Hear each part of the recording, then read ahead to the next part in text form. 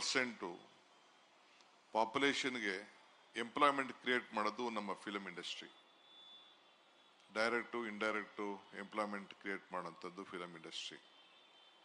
ನಾನೊಬ್ಬ ಎಕ್ಸಿಬಿಟರ್ ಆಗಿ ಬೆಳೆದವನು. ಇಂದಿರಾ ಗಾಂಧಿ ಹೆಸರಿನಲ್ಲಿ ಚಿತ್ರಮಂದಿರ ಇಟ್ಟಿದ್ದವನು.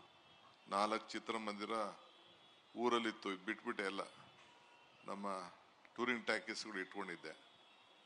ಈಗ 23 ಸ್ಕ್ರೀನ್ ಇದೆ.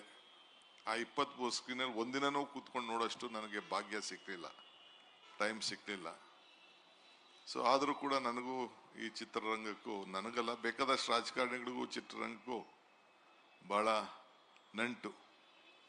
ಬೇಕಾದಷ್ಟು ಎಲ್ಲ ಮಕ್ಕಳುಗಳೆಲ್ಲ ಚಿತ್ರಮಂದಿರಕ್ಕೆ ಎಂಟ್ರಿ ಕೊಟ್ಬಿಟ್ಟು ಪ್ರಮೋಟ್ ಮಾಡಿಬಿಟ್ಟು ರಾಜಕೀಯಕ್ಕೆ ತರಕ್ಕೆ ಬೇಕಾದಷ್ಟು ಜನ ಪ್ರಯತ್ನ ಮಾಡಿದ್ದಾರೆ. ಕೆಲವು ಸಕ್ಸಸ್ ಆಗಿದ್ದಾರೆ, ಕೆಲವು ಫೇಲ್ ಆಗಿದ್ದಾರೆ. ನಮ್ಮ ರಾಜ್ಯವರಾದಂಥ ಜಯಲಲಿತಾ ಇರ್ಬೋದು, ರಜನಿಕಾಂತ್ ಇರ್ಬೋದು, ಇವರೆಲ್ಲ ಹೋಗಿ ಬೇರೆ ಬೇರೆ ರಾಜ್ಯದಲ್ಲಿ ಭಾಳ ಪ್ರಸಿದ್ಧವಾಗಿ ಬೆಳೆದಂಥವ್ರು. ರಾಜ್ಯ ನಾಯಕ, ರಾಷ್ಟ್ರ ನಾಯಕತ್ವ ಎಲ್ಲ ಚೀಫ್ ಮಿನಿಸ್ಟರ್ಗಳಾಗಿದ್ದೆಲ್ಲ NTR ಅಂಥವರೆಲ್ಲ ತಮಿಳುನಾಡಲ್ಲೆಲ್ಲ ನಾವೆಲ್ಲ ಗಮನಿಸಿದ್ದೇವೆ. ಸೊ ಅವ್ರು ಹೇಳ್ದಂಗೆ ಬ್ಯಾರಿಯರ್ ಇಲ್ಲ, ಯಾರು ಎಲ್ಲಿ ಬೇಕಾದ್ರೂ ಬೆಳಿಬೋದು, ಮಾಡ್ಬೋದು. ಸೊ ಕೆಲವು ನೀವೆಲ್ಲ ಬಣ್ಣ ಹಾಕೊಂಡು ನಾಟಕ ಮಾಡ್ತೀರಿ, ನಾವು ಬಣ್ಣ ಹಾಕೊಳ್ದೆ ದಿನ ಸಿನಿಮಾ ಮಾಡ್ತಾ ಇದ್ದೀವಿ. ಬಣ್ಣ ಹಾಕೊಳ್ಳದೆ